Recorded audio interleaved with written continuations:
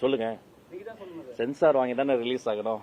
Sensor கொடுத்தீங்கன்னா release பண்ணிடலாம். அதற்கான வேலைகளும் நடந்துட்டு இருக்கு. ஜனநாயகன் திரைப்படம் மட்டும் இல்லைங்க, எந்த ஒரு திரைப்படத்தையுமே அரசியல் காரணங்களுக்காக எந்த காரணத்துகளுக்காகவோ அப்படி நம்ம பண்ண முடியாது. முறைப்படி சட்டப்படி அதற்குரிய அந்த ஒரு சான்றிதழ்லாம் வாங்கி தான் கொண்டு வர முடியும். அதற்கான வேலை நடந்துட்டு. அவர் நேற்று இன்று நாளைன்னு பிரிச்சுக்கங்க.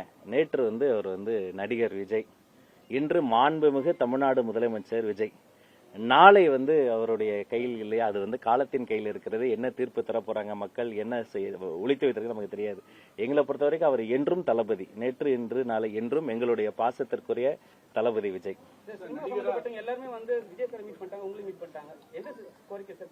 எல்லா கோரிக்கையும், திரைத்துறை என்பது மக்களினுடைய அன்றாடம். திரைத்துறை என்பது ரொம்ப கஷ்டத்துல இருக்க மக்களுக்கு ஒரு தெரப்பி. திரைத்துறை என்பது பெரிய தலைவர்களை உருவாக்கிய ஒரு தாய்மடி. எங்க முதலமைச்சர் அங்கிருந்து தானே வந்தாரு.